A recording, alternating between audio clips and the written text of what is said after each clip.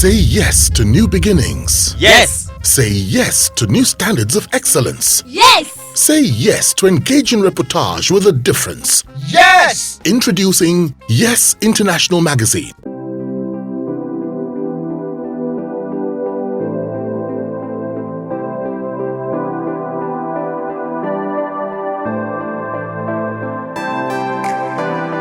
What is your take on the 2023 presidential election, which held on February 25, if I'm not mistaken? Yes. Well, to not start on the tone of controversy, first I would like to say probably that election introduced a whole new revolution into Nigerian politics, where the youths who have always been maligned, as always talking and not coming out to vote, actually surprised. Everybody came out and voted. Unfortunately, for many of them, they got a very, very bitter breakfast served to them by INEC.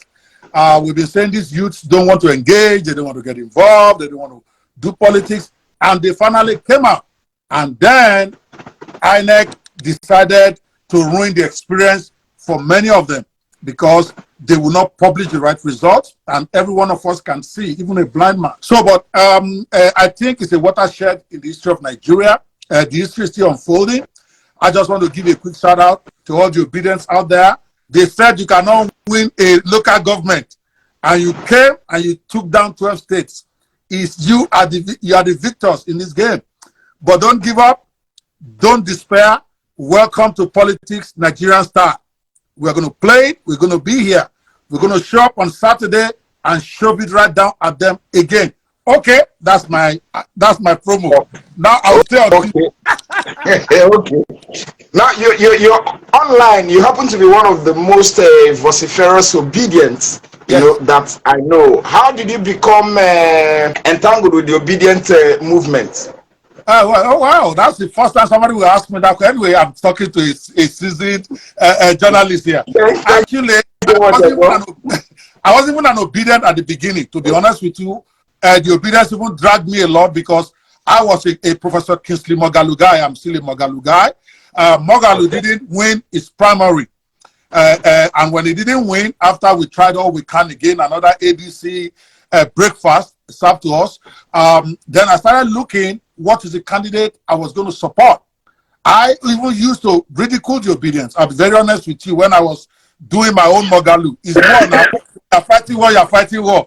So, but then I said, I'm not going to sit on the sideline, regardless of what happened with Professor Moghalu, that I still have to support somebody this time. So I started doing my investigation to which of the parties that are there. I know those I'm not going to vote for. I know there's no way on God's green earth that I'm going to vote Asiwaju. It's not going to happen. I know you're going to ask me why later. I will answer. And it's nothing personal. I'm not going to vote Atiku because Atiku also has his own thing that is impossible for me to vote for him. I will gladly explain. So the choice came down to, quite frankly, Showore, Taubi, and a few others. Though some have now come in later that I might have considered if they were there. Like that gentleman from SDP. I didn't know of him. Who knows? I might have been with him. I don't know.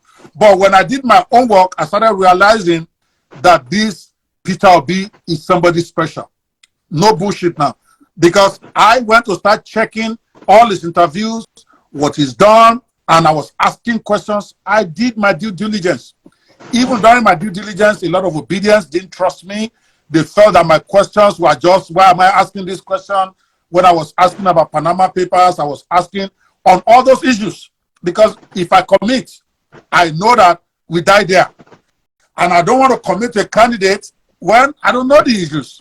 So both the good, the bad, and the ugly. That's why if you ask me anything about Peter Obi now, I will answer you. I know our strengths, I know our weaknesses because I did my due diligence. And I realized that if Nigeria is going to move forward from this election, it has to be Peter Obi. And that's when I committed. And since then, it's been let's go. So for me, Peter Obi is not a man that I just jumped on because people are shouting obedience. In fact, I was like, what is all this noise? What is it about this guy? Okay, then I started investigating him. I started investigating what he said, what he has done. All these lies are telling now, trust me, I did a 2-month survey of the man before I'm like, wow, this is the guy. So that's how I became an Obedient. And of course, I have this organization called Nigeria Lives Matter, where we always, every 4 years, try to support in mobilizing for the candidate we think is the best in the nation. We've been around since 2011, and we are non-partisan. This is the first time I'm going to say I'm identified with Labour. Typically, I don't identify with party. We pick the person we think is best, like in Jonathan in 2011. We supported Buhari in 2015. We stayed away in 2019 because I was still very disgusted by the whole Buhari experience, and I just didn't want to deal with anybody. So this year, we decided that it's going to be Peter Obi, and we have no regret. Earlier on, because of your statement, of course, you said from experience, you said that you didn't want to support Asiwaju Bola Ahmed Tinubu. Why? You also didn't want to support Alhaji Atiku Abubakar. Why? For Asiwaju, I'm not. Most people are the reasons why they criticize Asiwaju is not my reasons. Okay, for me, I'm going to be very honest. I'm not going to say Asiwaju is not competent. I'm not going to say Asiwaju cannot even be a good visionary. But that will be the Asiwaju of 15 years ago. I've been on record, and those who keep track of my blogs and posts will hear me say it about 4 years ago or so. That when some people were talking about this IPOB and Oduduwa and all of that, I'm like, listen, if they're going to divide up this country and they say everybody pick your leader, I may not like him, I may not like what he stands for. Probably it's Asiwaju Ahmed I will pick 4 or 5 years ago. But that's a long time. Number one reason why I'm not supporting Asiwaju, his health is suspect. And even his most ardent supporters, they will agree. What are we getting? Are we getting another Yaradua? We all know what happened with Yaradua. That's why I said, no, this guy, I'm not sure. I'm not a doctor, but from the little I've seen, from some of the stuff I've seen without me trying to be funny or trying to embarrass him or call, but we are being honest. You called me here, I'm going to be very honest with you. When I'm watching a man with his hands shaking on TV, this is not Photoshop now. We saw it during the primaries, and we have seen it in other instances. Then, sometimes when he answers questions, it's like, to me, this man is not altogether there. I may be wrong, and I'm not trying to abuse him. I'm not trying to be funny. When the Asiwaju I know, when he answers some questions these days, I have to scratch my head. Is that Asiwaju that I know? So, number one, I don't think his health is all there. Then number two, and most important for me, is that Asiwaju himself has touted himself as the architect of the Buhari government. And in my own books, you gotta be responsible for your choices. You can't be the godfather and then not reap the negative of your godson or whoever you brought. Asiwaju introduced Buhari to us. It don't matter whether they are no longer friends. It doesn't matter whether they fell out. He must bear responsibility for the person he posted on the nation. I'm very big on that. I'm very big on responsibility. You covered my story with Dove Media. Why do you think I wasn't complaining?